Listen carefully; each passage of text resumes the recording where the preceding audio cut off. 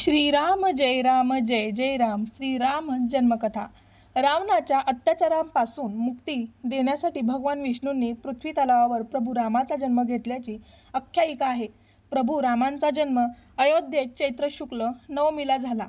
तेव्हापासून रामनवमीचा उत्सव हिंदू धर्मीयांमध्ये साजरा करण्यात येतो। भगवान रामांचा जन्म दशरथांच्या कौशल्या या राणींच्या पोटी झाल्यानंतर हा उत्सव अयोध्येतून सुरू झाला। नमस्कार मंडळी, तर आज आहे श्रीरामनवमी, श्रीराम जन्मोत्सव। तर मी तुम्हाला श्रीरामनवमीची प्रभू श्रीरामांच्या जन्मांची कथा सांगणार आहे। ही कथा ऐकल्यामुळे आपल्या घरातील दुःख दारिद्र्य दूर होत असते, त्याचसोबत आपल्याला प्रभू श्रीरामांचा आशीर्वाद प्राप्त होत असतो। त्यामुळे व्हिडिओ कोठेही स्किप न करता शेवटपर्यंत नक्की बघा। चॅनेलवर असाल तर लगेचच सबस्क्राईब करा आणि व्हिडिओला एक लाईक नक्की करा। तसेच कमेंटमध्ये जय श्रीराम लिहायला विसरू नका, जेणेकरून आपल्याला देखील प्रभू श्रीरामांचा आशीर्वाद नक्कीच प्राप्त होईल। शेजारी नोटिफिकेशन बेल देखील प्रेस करा, जेणेकरून मी जेव्हा पण व्हिडिओ बनवेल तर तो व्हिडिओ तुम्हाला सर्वात अगोदर दिसेल। का झाला प्रभू श्रीरामांचा जन्म? भगवान राम हे भगवान विष्णूंचा 7वा अवतार असल्याचे वाल्मिकी यांच्या रामायण या ग्रंथात नमूद करण्यात आले आहे। रावणांच्या त्रासाला कंटाळून अनेक ऋषीमुनी वैतागले होते। ऋषीमुनी करत असलेल्या यज्ञात दानवांकडून संकटे आणली जात होती। त्यामुळे भगवान विष्णूंनी राम अवतार घेत रावणांचा संहार केल्याची आख्यायिका रामायणात नमूद करण्यात आली आहे। या दिवशी देशभरातील नागरिक रामचरित्र मानस या ग्रंथाचे पठण करतात। त्यासह रामनवमीच्या उत्सवाचा सोहळा मोठ्या आनंदात साजरा करण्यात येतो। भगवान श्रीरामांचा जन्म या दिवशी झाल्याने नागरिक मोठ्या भक्तिभावाने श्रीरामांची मूर्ती पाळण्यात ठेवून त्यांची पूजा केली जाते। काय आहे इतिहास? भगवान श्रीरामांनी रावणांचा वध करून हिंदू धर्मावर होणाऱ्या अन्यायाचा नाश केला। मात्र याबाबतची मोठी रंजक कथा रामायणात वर्णन करण्यात आली आहे। अयोध्येचा राजा दशरथ यांना 3 राण्या असूनही त्यांना मुलं नव्हते। त्यामुळे राजा दशरथ मोठे नैराश्यात होते। याबाबत वैशिष्ठ ऋषींनी त्यांना पुत्र कामेष्टी यज्ञ करण्याची सूचना दिली। त्यामुळे राजा दशरथांनी पुत्र कामेष्टी यज्ञ केला। या यज्ञातून प्रकट झालेल्या दिव्य पुरुषांचे राजा दशरथ यांना खीर दिली। ही खीर महर्षी ऋष्यशृंग यांनी राजा दशरथ यांच्या 3 राण्यांनाही खीर खाण्यासाठी दिली। त्यामुळे राजा दशरथ यांच्या मोठ्या राणींच्या पोटी रामांचा जन्म चैत्र शुक्ल नवमीला अयोध्येत झाला। तर राणी कैकेयीने भरताला आणि राणी सुमित्रा यांनी लक्ष्मण व शत्रुघ्न या 2 जुळ्या मुलांना जन्म दिल्याची आख्यायिका रामायणात नमूद करण्यात आली आहे। त्यामुळे दरवर्षी चैत्र शुक्ल नवमीला देशभरात रामनवमी मोठ्या उत्साहात साजरी करण्यात येते। चैत्र शुक्ल नवमीला अयोध्येत प्रभू श्रीरामांचा जन्म झाल्याने हिंदू धर्मीय नागरिक या दिवशी अयोध्येला जातात। अयोध्येतील शरयू नदीत स्वच्छ अंघोळ करून नागरिक अर्घ्य वाहतात। प्रभू श्रीरामांचा जन्म मध्यरात्री झाल्याचे रामायण या वाल्मिकींनी लिहिलेल्या ग्रंथात नमूद करण्यात आले आहे। त्यामुळे नागरिक अयोध्येत दुपारी प्रभू श्रीरामांची पूजा करून अर्घ्य वाहतात। प्रभू श्रीरामांना प्रदक्षिणा करतात। मर्यादा पुरुषोत्तम श्रीराम यांनी धर्मांचे रक्षण केल्याने देशभर प्रभू श्रीरामांची पूजा करण्यात येते। देशभरात रामचरित मानस या ग्रंथांचे वाचनही करण्यात येते। भगवान रामांच्या अनन्य भक्त शबरींचे जीवन खूप प्रेरणादायी आहे। रामायणात त्यांनी भगवान रामाला प्रेमानं बोरं खायला दिल्याची कथा खूप प्रसिद्ध आहे, ज्यात शबरी देवाला गोड बेरी खाण्यापूर्वी प्रत्येक बेरी चाखते, म्हणजे देव फक्त गोड बेरी खाऊ शकतात। त्यांच्याशी संबंधित आणखी एक कथा रामायणात वर्णन केलेली आहे। ऋषींच्या शिकवणीने जीवन बदलले। महर्षी मातंग पंप सरच्या तीरावर आपल्या शिष्यांना उपदेश करत होते। पवित्र जीवनाशिवाय कोणीही परमात्म्याची प्राप्ती करू शकत नाही।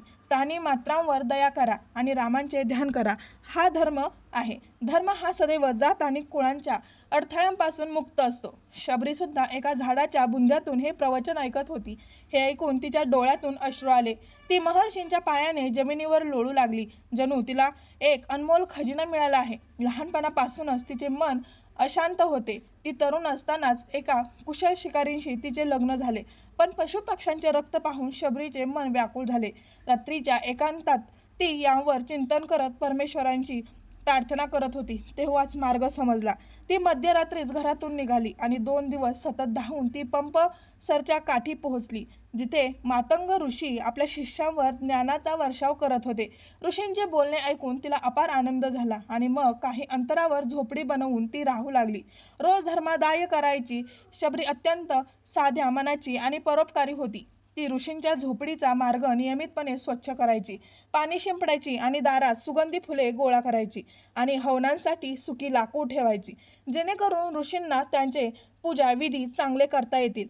सकाळी हे सर्व पाहून ऋषी चकित झाले. एकदा शिष्यांनी रात्रभर पहारा ठेवला तेव्हा त्यांना कळले की हे काम शबरी करत आहेत. मग त्या शबरीला धरून मातंग ऋषींच्या समोर पोहोचले. शबरी जन्म ऋषींनी परिचय करून दिला. शबरी ही देवाची भक्त आहे.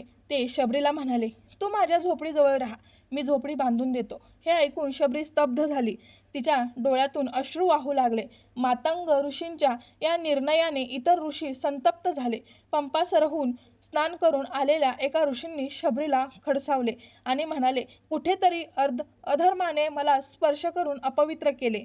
आता पुन्हा आंघोळ करावी लागेल. जेव्हा ते तलावाजवळ पोहोचले तेव्हा पाण्यात किडे पडले होते आणि रंग रक्तासारखा लाल झाला होता. मातंग ऋषींचा शेवटचा काळ आला तेव्हा शबरी अधीरतेने रडत होती. स्त्री शिवर, मी तुझ्याशिवाय राहू शकणार नाही. ऋषींनी समजावले, मुली, माझी वेळ संपली आहे. तू इथेच थांब. दशरथ नंदन राम आल्यावर तुझी साधना पूर्ण होईल. दंडकारण्यमधील तिच्या झोपडीबाहेर ती श्रीरामांची वाट पाहू लागली. राम आल्यावर ते थेट शबरीच्या झोपडीत गेले. श्रीरामाला पाहून शबरी त्यांच्या पाया पडून त्यांचे मन हरवून बसली. श्रीरामांनी ते प्रेमाने उचलले तेव्हा शबरी म्हणाली, भगवान, मी तुमच्यासाठी गोड बेरी गोळा केल्या आहेत. त्यांचे जुजूब खाल्ल्यानंतर परमेश्वर आनंदित झाले. हे दृश्य पाहून संतप्त भिक्षू मातंग ऋषींना पश्चाताप करू लागले. शबरीचा स्पर्श होताच पाणी शुद्ध झाले. जेव्हा ऋषींनी लक्ष्मणजींना पंपासरच्या पाण्याबद्दल सांगितले तेव्हा ते म्हणाले, मातंग ऋषींवर रागवल्याने, शबरीचा अपमान केल्यामुळे आणि खोट्या अभिमानामुळे असे झाले आहे. शबरीच्या त्या पाण्याला स्पर्श केल्यावर ते शुद्ध होईल. देवाच्या आज्ञेनुसार शबरीने तलावात स्पर्श केला तेव्हा ते पूर्वीसारखे पवित्र झाले. सीता आणि श्रीरामांच्या विवाहांची कथा सर्वश्रुत आहे. जनक राजाने ठेवलेला पण श्रीराम पूर्ण करतात. शिवधनुष्य केवळ उचलत नाही तर प्रत्यंचा लावताना तो धनुष्य भंगतो आणि पुढे राम आणि सीता यांचा विवाह संपन्न होतो. अयोध्येसारख्या प्रतिष्ठित कुळाची मोठी परंपरा असलेल्या राजघराण्यात सीता आणि सीतेच्या अन्य भगिनी विवाह होऊन जातात. खरे तर सुखी संसाराची स्वप्न घेऊन अयोध्येत आलेल्या सीतेला अवघ्या काही दिवसांतच रामांसह वनवासाला जावे लागते. श्रीरामांची पत्नी म्हणून आणि पत्नी धर्म म्हणून सीता रामांसह वनवासाला जाते. श्रीराम मर्यादा पुरुषोत्तम म्हणून ओळखले जातात. तसेच अगदी सीता ही मर्यादेचे मूर्तिमंत आदर्श उदाहरणच म्हणावे लागेल. यांचे कारण विवाह झाल्यावर एखादी नवी नवरी प्रथम सासरी जाते तेव्हा निश्चित काही मनीषा घेऊन जाते. मात्र सासरी उत्साहात स्वागत झाल्यानंतर लगेचच 14 वर्षे वनवास पदरी पडतो.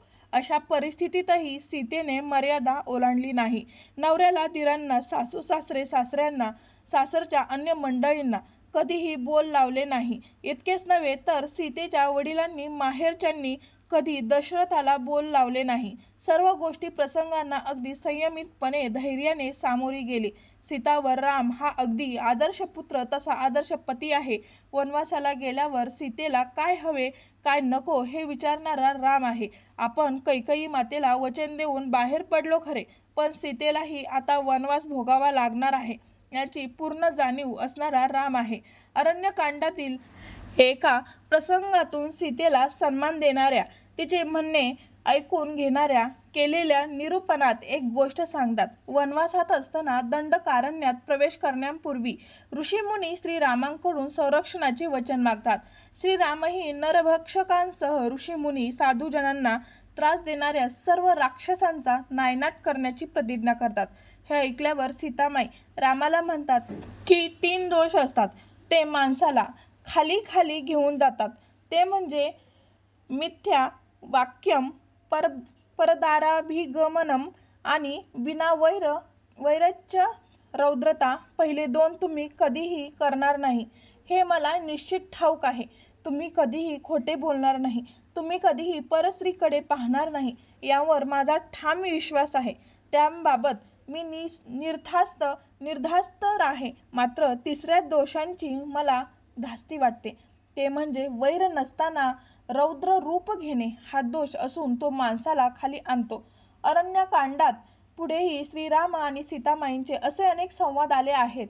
यावरून आपली एक पत्नी म्हणून विचार मांडण्याचे स्वातंत्र्य सीतेला आहे हे समजते. तसेच श्रीरामांना आपण काय करत आहोत यांची पदोपदी जाणीव असते. तरीही ते वेळोवेळी सीतामाईंचे मत जाणून घेताना दिसतात. पुढे रावण येऊन सीताहरण करतो त्यावेळी मात्र श्रीरामांची झालेली अवस्था अतिशय बिकट होते. आपल्यासाठी सीता वनवासात आली. आपल्या जबाबदारीवर सीतेला वनवासात आणले.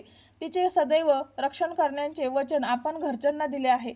अशा अनेक गोष्टी श्रीरामांसमोर आवासून उभ्या राहतात आणि कितीही मर्यादा पुरुषोत्तम असलेल्या श्रीरामांचा बांध अखेर फुटतो, संयम सुटतो. सैरावैरा पळू लागतात. सावलीप्रमाणे कायम संगत करणाऱ्या लक्ष्मणाला नको नको ते बोल लावतात.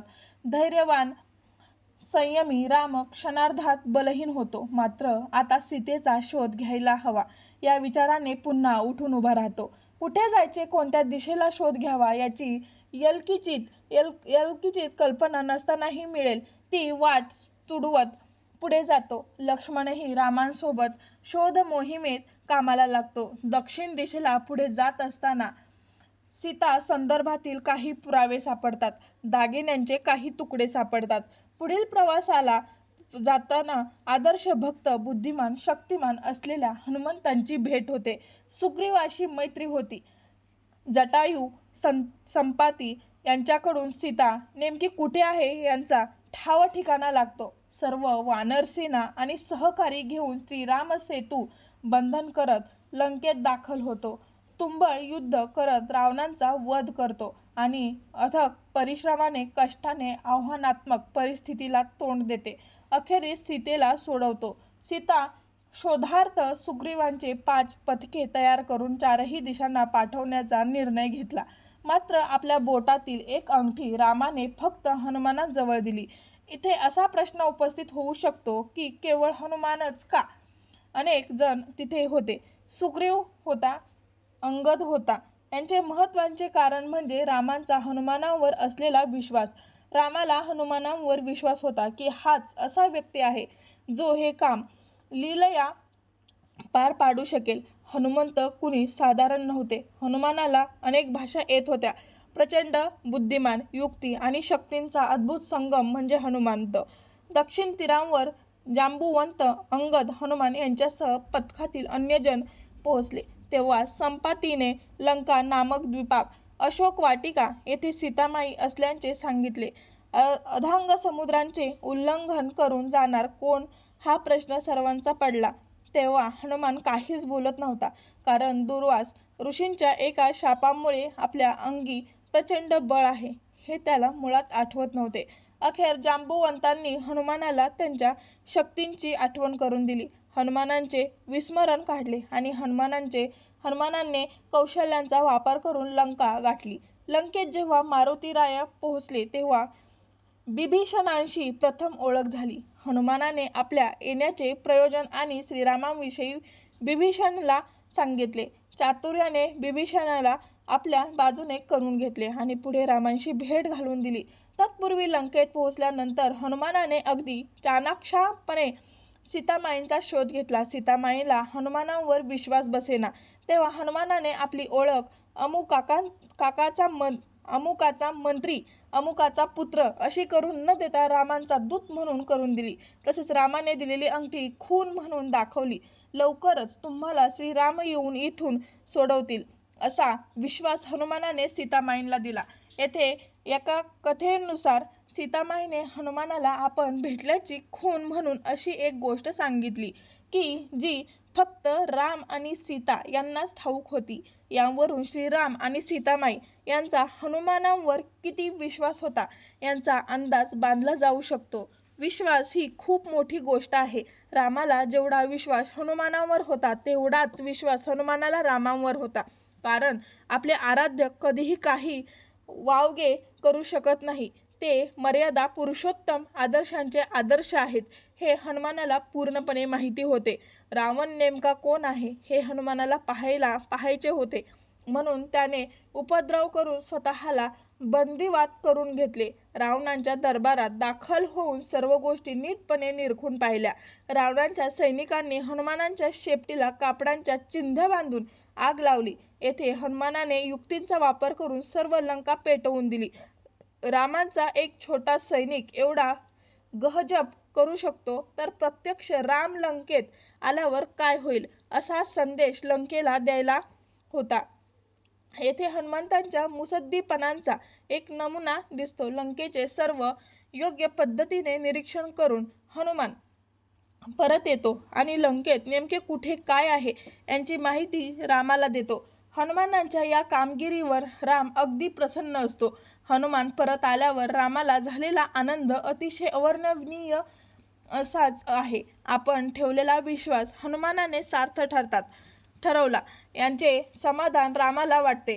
तसेच हनुमानाने सांगितलेल्या गोष्टींवरून सीताच भेटली होती हेही रामाला समजते. तत्काळ योजना आखून सुग्रीव, हनुमंत आणि सर्व वानरसेना दक्षिण किनाऱ्यावर पोहोचतात. ते श्रीराम सागरांचे आवाहन करतात. सागर प्रकट होतो आणि सेतू बांधण्याचे सुचवतो. लगेचच सर्वजण सेतू बांधायला येतात. सेतू वेळेची एक मजेशीर गोष्ट सांगितली जाते. सर्वजण अपार मेहनत आणि कष्ट घेऊन सेतू बंधन करत असतात. आजूबाजूंचे दगड वृक्ष घेऊन समुद्रात टाकत असतात. जी गोष्ट समुद्रावर टाकली जाणार असते त्या प्रत्येक गोष्टीवर रामनाम लिहिले जाते. हा सेतू बांधण्यासाठी छोट्या खारुताईंनीही सक्रिय सहभाग घेतल्याचे सांगितले जाते. सर्वजण कठोर मेहनत घेत आहेत हे पाहून रामालाही राहवत नाही. रामही एक दगड घेतो आणि समुद्रात टाकतो, मात्र तो दगड बुडतो. ही गोष्ट वारंवार घडते. तेव्हा हनुमान रामांजवळ येतो आणि सांगतो की भगवंत जो रामनामाशी एकरूप झाला तो तरला, परंतु खुद्द रामानेच टाकून दिल्यावर त्यांचे बुडणे निश्चित आहे. हनुमानांचे उत्तर ऐकून श्रीराम प्रसन्न होतात. यावरून रामनामांचा आणि श्रीरामांचा महिमा किती कालातील आणि अपार आहे याची प्रचिती येते. पुढे इंद्रजित आणि लक्ष्मण यांच्यात घनघोर युद्ध होते. तेव्हा लक्ष्मण बेशुद्ध होतो. संजीवनी आणण्यासाठी कोण जाणार असा प्रश्न उभा राहतो. पुन्हा एकदा राम भक्तश्रेष्ठ हनुमानावरच विश्वास दाखवतो. रामकार्य म्हटल्यावर हनुमान एका रात्रीत संजीवनी घेऊन येतो आणि लक्ष्मणाला नवसंजीवनी मिळते. रावणाविरोधात झालेल्या युद्धात हनुमान पराक्रमांची पराकाष्ठा करतो. रामाला जितके सहाय्य करता येईल तेवढे तो करतो. श्रीराम आणि सीतामाईंसह पुढे अयोध्येला जातो. दास्यत्वांचे सर्वश्रेष्ठ उदाहरण म्हणून हनुमानांकडे पाहिले जाते. वास्तविक हनुमान रावणाला धडा शिकवून सीतामाईंना परत घेऊन येण्यास समर्थ होता. कुणीही हनुमानांचे काहीही वाकडे करू शकले नसते. पण रामाने केवळ सीतेचा शोध घेऊन यायला सांगितले होते. रामांची आज्ञा केवळ शोध घेऊन परत येणे एवढीच आहे. त्यामुळे रामांची आज्ञा तंतोतंत पाळणे हे रामदूत आणि रामांचा दास असलेल्या हनुमानांचे प्रथम कर्तव्य आहे. या कर्तव्यांची जाणीव हनुमानाला होती. श्रीराम देखील हनुमंतांची योग्यता ओळखून असतात. दास्यत्व पत्करले असले तरी राम कधीही हनुमानाला कमी लेखत नाही. हनुमानांचा आदर करतो. इथे दास आणि आराध्य या दोघांचे कौतुक करावे तेवढे थोडेच आहे. हनुमानही कधी आपली मर्यादा ओलांडत नाही आणि रामही हनुमानाला कमीपणा येईल असे काही करत नाही. उलट दासाला कधीही दिले नसेल असे वरदान राम हनुमानाला देतो. अयोध्येला परत आल्यानंतर श्रीराम सर्वांचा यथोचित सत्कार करतात. ज्यांनी मदत केली त्या सर्वांचा प्रचंड मोठा कौतुक सोहळा पार पडतो. हनुमंत श्रीरामांसमोर आल्यावर प्रभो मज एकच वर द्यावा, या चरणांच्या ठाई माझा निश्चल भाव राहावा असे सांगत जोवरी भूवर रामकथानक तोवर जन्म असावा, जोवरी हे जग जोवरी भाषण तोवरी रामकथेंचा स्वाद मला द्यावा असे मागणे करतो. तसेच सूक्ष्मतम देहाधरुणी फिरेन अवनी फिरेन गगनी असे आश्वासन देतो. हनुमंतांनी श्रीरामचरित्र रामकथा यांचे एका प्रकारे पसायदान येथे मागितले आहे. रामकथेला जणू अमरत्व प्राप्त करून दिले आहे असे म्हटल्यास वावगे ठरू नये. या सर्व गोष्टी घडेपर्यंत 14 वर्षांचा कालावधी लोटतो. पुन्हा सीतेला डोळ्यांसमोर पाहून श्रीरामांना काय वाटले असेल, मनाची अवस्था काय झाली असेल, घेतलेले परिश्रम, मेहनत, कष्ट सार्थकी लागणे म्हणजे काय यांचा एक प्रत्यक्ष अनुभवच श्रीरामांनी घेतलेला असावा. शेवटी एकदा मनुष्य रूपात जन्म घेतल्यावर मानवांचे भोग हे देवालाही चुकलेले नाहीत. हेच खरे एक प्रकारचे सीतामाईला परत आणणे ही श्रीरामांसाठी मोठी परीक्षाच होती. रावणासारख्या बुद्धिमान मायावी योद्ध्याला पराजित करणे अजिबात सोपी गोष्ट नाही आणि हे फक्त एक बाणी श्रीरामच करू शकत होते. मात्र वनवास संपून पुन्हा अयोध्येत आल्यावर श्रीराम आणि सीतामाईंचे स्वागत झाले. वनवास भोगून दिग्विजय प्राप्त करून अयोध्येत परतलेल्या एक पत्नी असणाऱ्या श्रीरामांचे भोग अजून संपलेले नव्हते. जरा कुठे स्थिरस्थावर होऊन राज्यकारभार पुढे सुरू झाला आहे. रामराजांची कल्पना प्रत्यक्षात आणणे सुरू झाले होते. तोच सीतेबाबत जनतेत कुजबूज सुरू झाली. नको ते प्रश्न प्रजानन विचारू लागले. अखेर लोकशक्तीपुढे श्रीराम काही करू शकले नाही. प्राण्याहूनही प्रिय असलेल्या सीतामाईला अयोध्या सोडून जा असे सांगताना श्रीरामांच्या मनाला किती वेदना झाल्या असतील यांची कल्पना न केलेलीच बरी.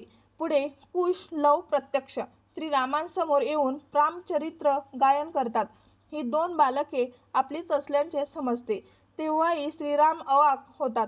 दुसरीकडे आदर्श पिता असलेल्या श्रीराम कुश, लव यांचा स्वीकार करतात, सांभाळ करतात, चांगले संस्कार देतात, कुळ परंपरेप्रमाणे वागण्याची शिक्षण देतात, शस्त्रशास्त्रांत पारंगत करतात. श्रीरामांचे रामराज्य पुढे कुश, लवही योग्य पद्धतीने सांभाळतात अशी कथा सांगितली जाते. इथे विशेष लक्षात घेण्यासारखी बाब म्हणजे एवढे सगळे रामायण घडल्यावर सासरच्या मंडळींकडून इतके सगळे भोगावे लागूनही सीता कधीही त्याबाबत अवाक्षर काढत नाही. कुश आणि लव यांच्यावर संस्कार करताना श्रीराम किंवा कुळांबाबत अपशब्द बोलत नाही. उलट रामचरित्र सांगून तो शास्त्रधर्म कुळांचे संस्कार अधिकाधिक रुजवण्याचाच प्रयत्न सीतामाई करते. म्हणूनच श्रीरामांसमोर जाताना कुश आणि लव नम्रतेने शरणागता प्रमाणे जातात. तेही कधी पित्यांबद्दल तिरस्कार करत नाही, पित्याला बोल लावत नाहीत. अखेर पित्यांकडे मुलांना सोपवून सीता धरणीत सामावते.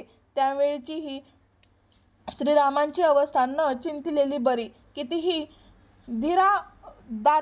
धीरोदात्त मनुष्य अतिशय प्रिय व्यक्तीला गमावतो तेव्हा त्याला होणाऱ्या वेदना समजून घेण्यापलीकडील असतात. आदर्श पती, एक पत्नी, आदर्श पिता होणे सोपी गोष्ट नाही.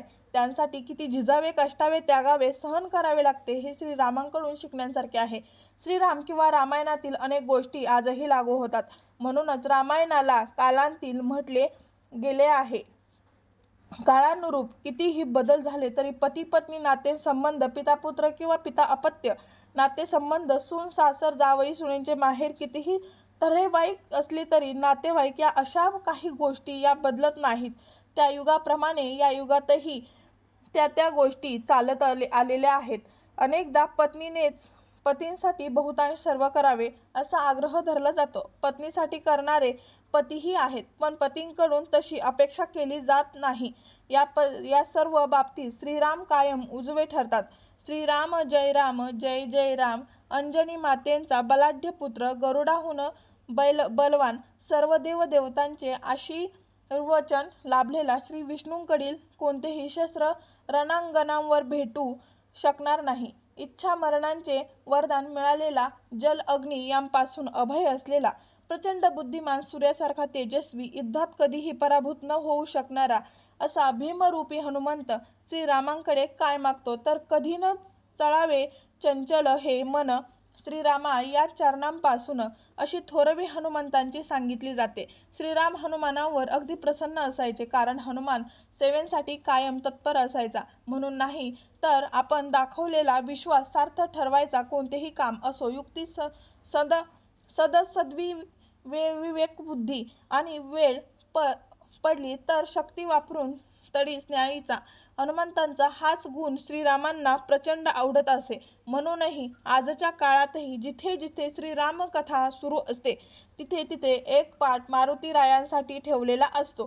कारण श्रीराम कथा म्हटली की हनुमंत तिथे येणारच ही अगाध श्रद्धा अबाधित आहे. श्रीराम जय राम जय जय राम. आजची ही कथा तुम्हाला कशी वाटली आणि आवडली असेल लाईक करा, शेअर करा आणि चॅनेलला सबस्क्राईब करा आणि कमेंट बॉक्समध्ये श्रीराम जय राम जय जय राम लिहायला मात्र विसरू नका. भेटूयात अशाच नवनवीन व्हिडिओसोबत, नवनवीन माहितीसोबत. तोपर्यंत तुम्हा सगळ्यांना माझा सस्नेह नमस्कार. श्री स्वामी समर्थ आणि जय श्रीराम. धन्यवाद.